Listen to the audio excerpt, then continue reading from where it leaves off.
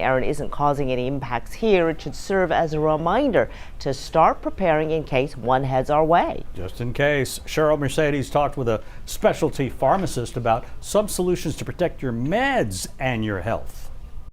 Certain types of cancers, chronic inflammatory diseases, cystic fibrosis. Walgreens specialty pharmacist Justin Fernandez says for patients with these conditions, medication isn't optional, it's essential. What does a hurricane evacuation plan look like for people who rely on specialty medications? Sure, so there's a lot of things that need to go into a plan for an emergency evacuation for specialty medications. A lot of these medications have different storage types of conditions, such as they might require refrigeration. Others have very strict dosing schedules, so for these medications, it's really important for patients not to miss any doses.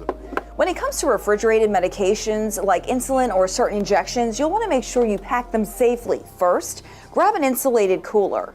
Ideally, we want to use a battery-operated cooler. Inside the cooler, what we have is these are some unfrozen ice packs that we can utilize for our refrigerated medications. Fernandez also recommends packing a small go bag with other medical essentials. Medication go bag. Like at least 7 days of medication, alcohol swabs, a sharps container, and a thermometer. What if the patient, though, is evacuated for, say, an extended period of time, say 1 or 2 months, and they need refills? How do they contact the specialty pharmacy to let them know to send the medications to a new address? So prior to evacuating, it's great to give a call to your specialty pharmacy to let them know that you may be evacuating to an alternate address so they can ship those medications to that address.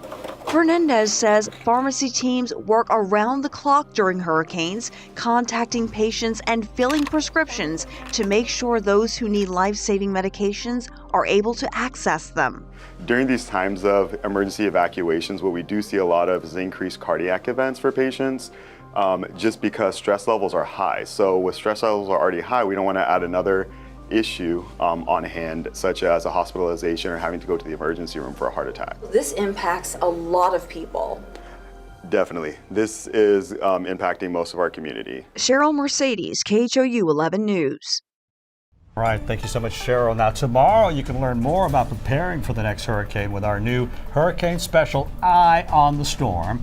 It is a year's worth of reporting, breaking down everything you need to know to stay safe and stay informed.